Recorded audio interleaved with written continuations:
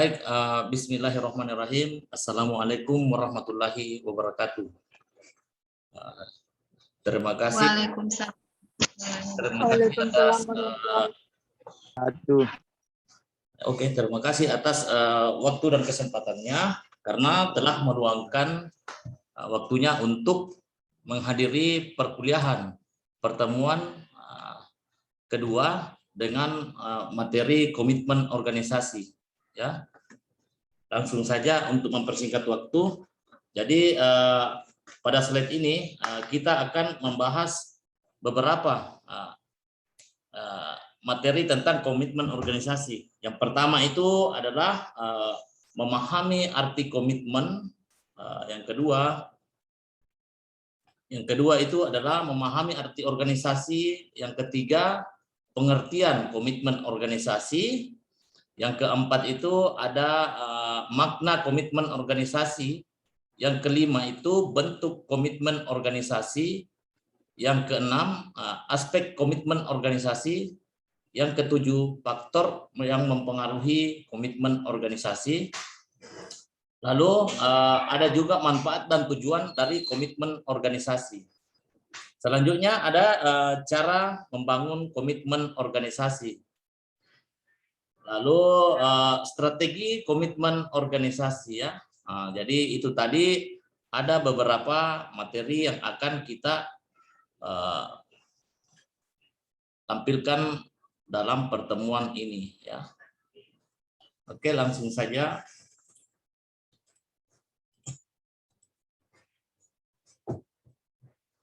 Jadi apa manfaat dari kita mempelajari materi perkuliahan hari ini? Yang pertama itu adalah untuk memahami pengertian komitmen organisasi. Lalu untuk memahami aspek-aspek dalam komitmen organisasi. Lalu untuk bisa menjelaskan proses terbentuknya komitmen organisasi, serta mampu menganalisis kasus dengan teori yang dipahami. Ya, itu manfaat kita mempelajarinya. Baik, jadi memahami komitmen organisasi, ya, komitmen secara bahasa itu berarti perjanjian atau keterikatan untuk melakukan sesuatu atau kontrak, ya. Kita ketahui secara bersama bahwa komitmen itu adalah bisa jadi janji, bisa juga konsisten, bisa juga menjaga kepercayaan, dan bisa juga bersikap jujur, serta bisa juga bertanggung jawab. Itu ada beberapa ya pengertiannya atau unsur-unsur dari komitmen itu. Jadi komitmen juga ini dapat diartikan sebagai takaran atau ukuran keimanan seseorang dalam meyakini Sang Pencipta melalui ikhtiar atau dengan doa dan usaha secara bersungguh-sungguh. Komitmen merupakan sikap dasar yang melekat di dalam hati dan pikiran yang mengendalikan perilaku sesuai dengan perjanjian yang ada pada awal. Ya. Jadi bisa kita simpulkan, ya. Jadi bisa kita simpulkan bahwa komitmen ini merupakan suatu bentuk kewajiban yang mengikat seseorang dengan sesuatu, baik itu dengan dirinya sendiri maupun dengan orang lain. Jadi ada peribahasa yang mengatakan, ya, ini contoh dari komitmennya, kalau binatang itu yang dipegang adalah talinya, kalau manusia yang dipegang adalah ucapannya. Itulah yang disebut komitmen. Kita juga berikan contoh kasus, ya, tentang komitmen. Pada saat dosen memberikan tugas kepada mahasiswa, kemudian mahasiswa mengerjakannya dengan tekun dan bersungguh-sungguh, serta mengumpulkan tugas itu dengan tepat waktu. Itulah yang dimaksud dengan komitmen. Ingat ya, bukan mengerjakan sekedarnya, apalagi mengumpulkan tugas tidak tepat waktu dan meminta untuk perpanjangan waktu pengumpulan tugasnya. Jadi jika ada sikap dan perilaku seperti itu, maka sesungguhnya komitmen itu telah tidak berarti lagi. Jadi ada juga kesimpulannya, begitu seseorang berkomitmen, maka apapun yang terjadi, ia harus bertanggung jawab, ya, sesuai dengan yang ini tadi ya. Ini ya, bertanggung jawab. Ia harus tuntas, ya, ya. Dia juga harus jujur, bersikap jujur. Dia juga harus menepati janji, ya. Ia juga harus dan melakukan apa yang menjadi kewajibannya, ya, menjaga ini konsisten sesuai dengan kesepakatan yang telah disepakati. Pemahaman yang coba ingin saya sampaikan dari pengertian tersebut adalah bahwa komitmen itu merupakan sikap dasar, artinya landasan kita dalam berperilaku atau berbuat, sehingga tidak ada kekeliruan atau kesalahan di dalam bertindak. Kita fokus pada kewajiban, kita menghadirkan integritas seperti kejujuran, tanggung jawab, konsisten, kepercayaan, dan lain sebagainya dalam menjalankannya, ya. Itulah apa yang dimaksud dengan komitmen. Lalu kita masuk pada pengertian organisasi. Organisasi, ya, hal yang pertama yang harus kita miliki adalah keterbukaan cara berpikir. Karena setiap di antara kita memiliki latar belakang yang berbeda-beda pastinya. Sehingga dalam memahami sesuatu berdasarkan persepsi diri, ya itu wajar. Ingat, belajar memahami, dan memahami. Kata kuncinya yaitu cari tahu dan telaah. Merujuk penjelasan saya tadi itu, ada banyak orang yang mengatakan kata organisasi namun memiliki maksud yang berbeda. Mereka ini cenderung pada kondisi dan situasi yang dimaksud, atau yang dialami, ya. Dengan kata lain, semua penjelasan tentang organisasi pastinya benar, namun kita perlu melihat kondisi dan latar belakangnya agar kita dapat memahami apa yang dimaksud pada saat itu. Jadi apa itu organisasi? Jadi organisasi itu adalah bisa wadah, ya, bisa tempat perkumpulan, bisa juga dikatakan tempat bermusyawarah, bisa juga dikatakan tempat orang bekerja, bisa juga dikatakan kelompok, bisa juga dikatakan sarana untuk mencapai tujuan. Itulah organisasi, ya. Merujuk beberapa pernyataan seperti ilustrasi gambar tersebut yang ini yang tampil di depan layar ini, beberapa pernyataan di atas itu, maka dapat diartikan bahwa organisasi merupakan sebuah kesatuan atau entiti yang berdiri dari banyak orang. Bisa berupa institusi, asosiasi atau lembaga yang memiliki tujuan sama dan berhubungan dengan lingkungan luar. Jadi pada dasarnya jika dicermati ada dua unsur utama yang melekat dalam batang tubuh organisasi, ya. Di sini tadi di sini, ya. Ini ada dua unsur utama yang melekat di dalamnya. Yaitu yang pertama pastinya adalah tempat, ya. Itu, ya, ada tempat, ya. Jadi menunjukkan kata tempat. Lalu yang kedua itu menunjukkan kata tujuan. Sehingga ditarik kesimpulan bahwa organisasi merupakan wadah, ya. Organisasi ini merupakan wadah, tempat perkumpulan, kelompok, tempat orang bekerja, tempat bermusyawarah, dan dengan satu keinginan, yakni untuk mencapai tujuan secara bersama-sama. Ya, itulah pengertian dari organisasi. Kita lanjut, kita masuk pada definisi komitmen organisasi. Jadi ada beberapa pengertian komitmen organisasi menurut pakar. Di antaranya itu adalah Maudie, Porter, dan Stairs pada tahun 1979. Dia mengatakan komitmen organisasi ini terdiri dari 3 faktor. Ya, yang pertama itu adalah faktor keinginan yang kuat untuk tetap menjadi anggota dalam sebuah organisasi. Yang kedua itu ada keinginan yang besar untuk berusaha bagi organisasi dan kepercayaan yang kuat. Yang ketiga itu penerimaan terhadap nilai serta tujuan organisasi. Berbeda dengan hal itu, pendapat lain datang dari Robbins dan Judge ya pada tahun 2013.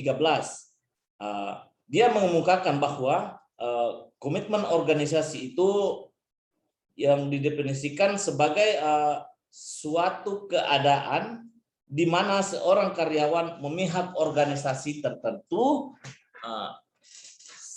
serta tujuan dan keinginannya untuk mempertahankan keanggotaannya dalam organisasi tersebut. Lalu ada juga pendapat menurut Mather dan Griffin pada tahun 2015 ya.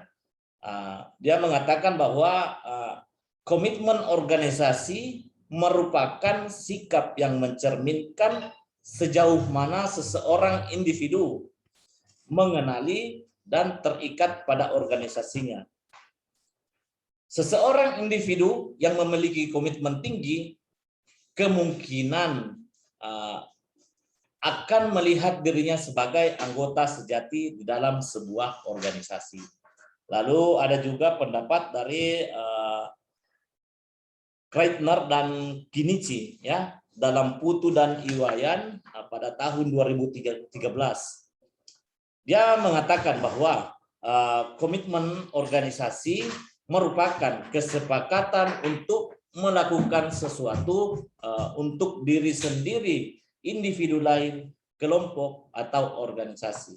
Jadi berdasarkan beberapa pendapat para pakar itu saya menyimpulkan ya. Jadi saya menyimpulkan bahwa pengertian organisasi, komitmen organisasi adalah suatu sikap atau tingkah laku seseorang kepada organisasi berupa loyalitas untuk dapat mencapai visi, misi, serta tujuan organisasi tersebut. Lalu apa makna dari komitmen organisasi? Beberapa pakar banyak juga menyampaikan bahwa komitmen organisasi itu terdiri dari 3 unsur, yakni unsur yang pertama itu adalah hasrat, ya. Lalu ada unsur kedua keinginan, lalu ada juga unsur yang ketiga itu adalah keyakinan. Jadi hasrat itu sebuah hasrat yang kuat untuk tetap menjadi anggota organisasi tertentu. Jadi bagaimana seseorang anggota organisasi itu memiliki hasrat yang kuat sehingga dia akan memberikan kontribusi yang maksimal kepada organisasinya. Lalu keinginan ini sebuah keinginan untuk berusaha keras atas nama organisasi. Adanya sebuah keinginan untuk berusaha keras guna mencapai sesuatu agar organisasinya ini juga bagus ya. Lalu yang ketiga ini ada keyakinan. Jadi ada keyakinan bahwa ketika dia bergabung dengan organisasinya dia akan memiliki sesuatu yang menjadi baik karena nilai-nilai yang dianut oleh organisasi dan nilai-nilai pribadi yang dianut oleh anggota tersebut menjadi satu, ya, sehingga anggota itu yakin keberadaannya. Di situ akan membuat satu prestasi buat dirinya, sehingga keyakinan itu juga menjadi penting untuk menimbulkan komitmen organisasi.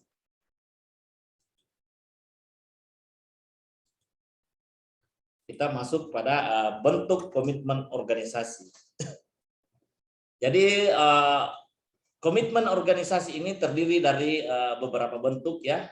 Yang pertama itu ada komitmen afektif, lalu ada komitmen kontinuitas atau komitmen berkelanjutan, ada juga komitmen normatif. Itu ya, ada 3 ya. Yang pertama komitmen afektif. Itu merupakan keterikatan emosional, identifikasi dan keterlibatan dalam sebuah organisasi. Dalam hal ini karyawan ingin tetap berada di organisasi tersebut karena kelekatan emosional atau emosional attachment, ya, dengan organisasi tersebut. Jadi di sini kuncinya menunjukkan suatu kelekatan secara emosi maupun psikolog dan hasrat untuk mengidentifikasikan diri dengan organisasi. Seseorang dikatakan memiliki komitmen afektif yang tinggi bahwa dia merasa organisasinya ini baik dan dijadikan sebagai bagian dari konsep diri. Faktor yang menyebabkan munculnya model komitmen ini adalah hal-hal yang meliputi karakteristik personal, kondisi kerja, dan pengalaman selama bekerja. Jadi dapat pula dikatakan bahwa komitmen afektif merupakan sebuah yang lebih mengarah pada hubungan emosional antara anggota terhadap organisasi, ya. Orang yang selalu ingin terus bekerja di organisasi tertentu karena mereka searah dengan tujuan dan nilai-nilai di dalam organisasi tersebut. Di sini biasanya orang yang memiliki tingkat komitmen afektif yang tinggi itu akan mempunyai keinginan untuk selalu tetap tinggal di organisasi karena mereka mendukung tujuan organisasi dan selalu siap membantu mencapai tujuan dari organisasi tersebut. Jadi dapat disimpulkan bahwa komitmen afektif ini merupakan suatu keadaan secara afektif atau karena adanya kelekatan dan kelekatan emosional dengan organisasi yang disebabkan keterlibatan dan kenyamanan anggota organisasi di dalam sebuah organisasi. Lalu komitmen berkelanjutan atau komitmen kontinuitas, ya. Komitmen berkelanjutan ini merupakan komitmen yang lebih mengarah pada keinginan seseorang karyawan atau anggota organisasi yang memiliki harapan untuk tetap tinggal pada organisasi, ya, karena adanya perhitungan atau analisis mengenai untung dan rugi yang mana lebih mengarah pada nilai ekonomi, sehingga individu merasa perlu untuk selalu mempertimbangkan keputusannya bila harus meninggalkan organisasi, ya, karena semakin lama karyawan tinggal di dalam organisasi, maka akan semakin takut kehilangan apa yang sudah mereka investasikan dalam organisasi tersebut selama dia menjadi karyawan. Jadi komitmen berkelanjutan ini dapat diartikan sebagai keterikatan yang konsisten dalam beraktivitas, ya, didasarkan pada penghargaan individu terhadap apa yang telah diberikan kepada perusahaan. Lalu komitmen normatif. Komitmen normatif ini merupakan sebuah komitmen yang lebih mengarah pada perasaan karyawan yang mana mereka loyal untuk tetap tinggal dan bertahan dalam sebuah organisasi. Karyawan yang mempunyai tingkat komitmen normatif tinggi akan selalu memperhatikan apa yang dinyatakan orang lain tentang mereka jika meninggalkan organisasi tersebut.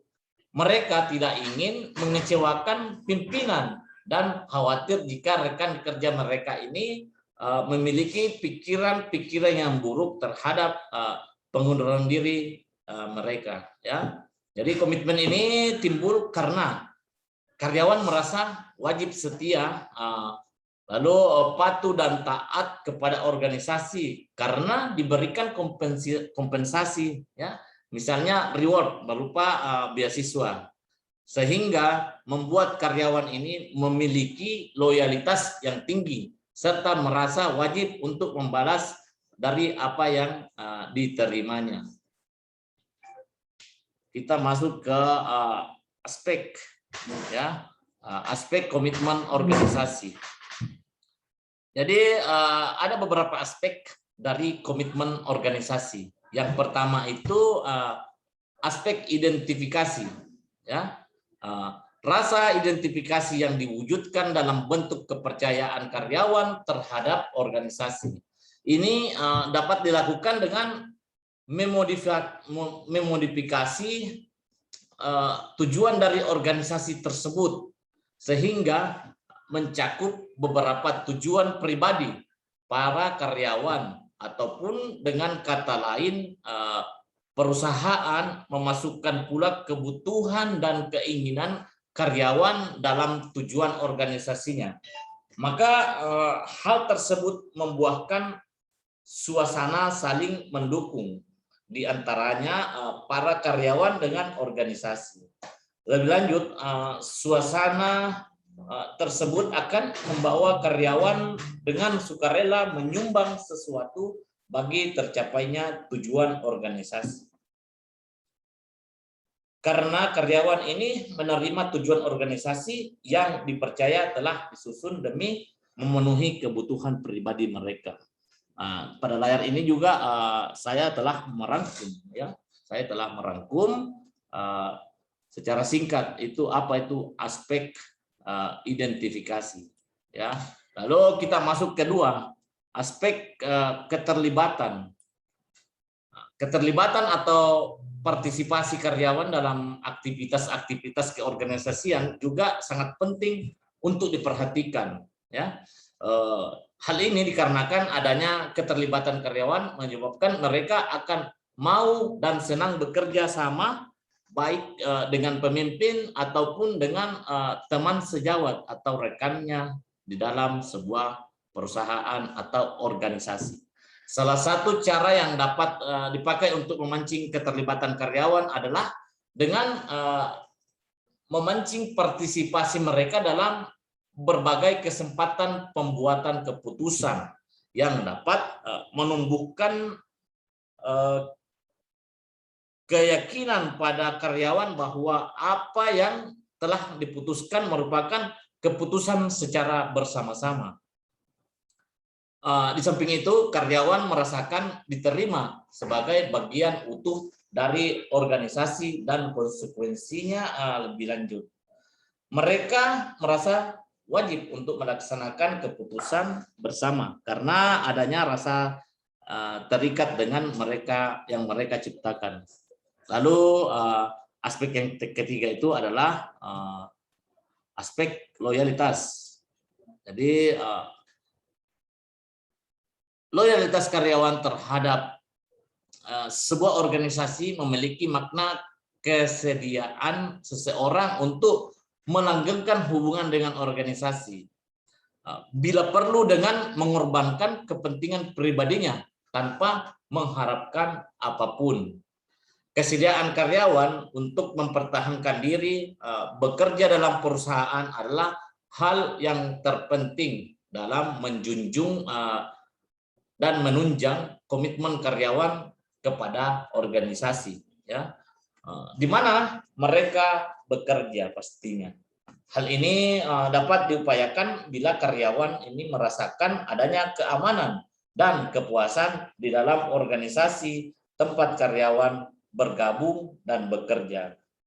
Lalu ditambahkan juga ada komitmen berkesinambungan. Ya, komitmen berkesinambungan merupakan komitmen yang berhubungan dengan dedikasi anggota dalam melangsungkan kehidupan organisasi dan menghasilkan orang yang mau berkorban dan berinvestasi pada organisasi. Lalu ada juga nih komitmen terpadu.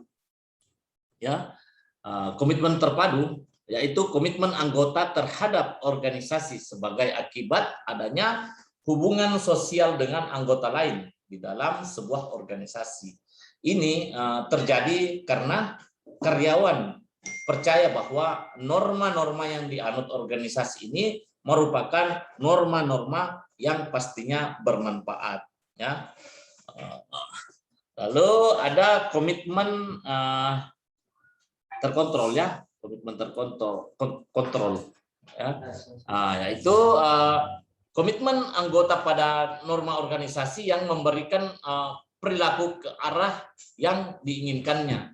Norma-norma yang dimiliki organisasi sesuai dan mampu memberikan sumbangan terhadap perilaku yang diinginkannya.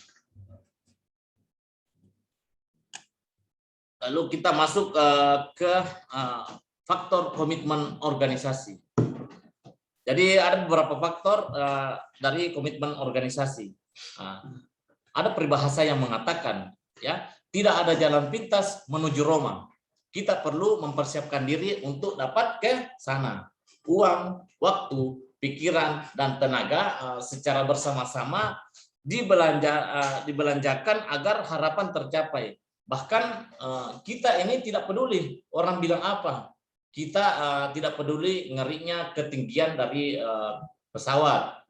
Kita juga tidak peduli bisa atau tidak bahasa Roma. Tapi kita harus fokus untuk menuju ke Roma. Ya. Begitupun komitmen organisasi. Pastinya tidak lahir dengan sendirinya. Sejak awal pegawai sudah mempersiapkan diri, kemudian ia mengasahnya melalui pengalaman hidup dan organisasi mengarahkannya melalui pelatihan, dan ia pun diapresiasi karena mereka telah melakukan hal yang terbaik. Ya. Berikut ini seperti pada layar ini tampil beberapa faktor dari komitmen organisasi. Ya. Yang pertama itu adalah karakteristik pribadi atau individu. Jadi karakteristik pribadi ini terbagi dalam dua variabel, yakni variabel demografis dan variabel disposisional, ya. Jadi variabel demografis ini pastinya akan meliputi gender, ya, jenis kelamin, usia, status pernikahan, tingkat pendidikan, dan lamanya seseorang bekerja di dalam sebuah organisasi. Sedangkan variabel disposisional ini meliputi kepribadian dan nilai yang dimiliki anggota organisasi. Ya, variabel disposisional ini mempunyai kaitannya lebih kuat dengan komitmen berorganisasi, sebab terdapat perbedaan antara pengalaman dari setiap anggota dalam organisasi tersebut. Lalu karakter organisasi, ya, ini karakteristik organisasi yang ada dalam karakteristik organisasi ini adalah struktur organisasi, desain kebijaksanaan dalam berorganisasi, dan bagaimana kebijaksanaan organisasi tersebut disosialisasikan. Ya. Lalu ada ketiga ini pengalaman organisasi. Ya. Pengalaman organisasi ini dalam organisasi mencakup di dalamnya adalah tentang kepuasan dan motivasi anggota organisasi selama berada dalam organisasi. Kemudian peran di dalam organisasi tersebut dan hubungan atau keterikatan antara anggota organisasi dengan supervisor pemimpinnya. Ya, jadi itu tadi batch 1 ya. Ini adalah batch 1. Jadi sebentar lagi ini akan kita istirahat dulu untuk minum-minum ya. Kita istirahat dulu untuk minum, kopi dulu sedikit, baru kita lanjut ya, karena capek juga nih bicara sendiri, tidak ada interaksi. Jadi nanti pada saat ini mati sendiri ya, ini akan mati sendiri. Kita nanti login kembali menggunakan link yang tadi ya, link yang tadi. Nah, di situ kita akan kembali melanjutkan ke manfaat dan tujuan komitmen organisasi. Lalu ada juga cara membangun komitmen organisasi, lalu strategi dalam komitmen organisasi. Ya, kita minum kopi dulu sebentar. Jadi kalau ini mati, nanti langsung login lagi ya kembali. Kita istirahat dulu ya, istirahat dulu sebentar. Capek Ki. Iya Pak.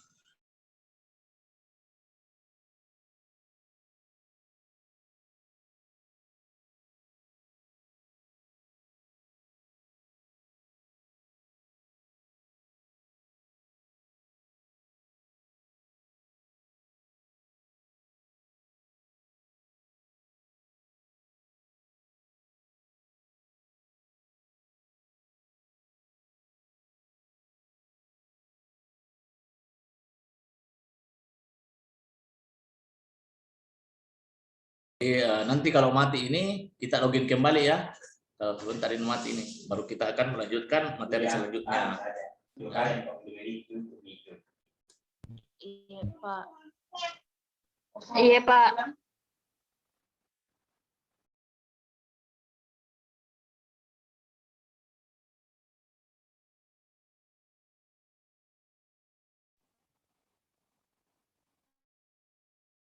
Mana casku?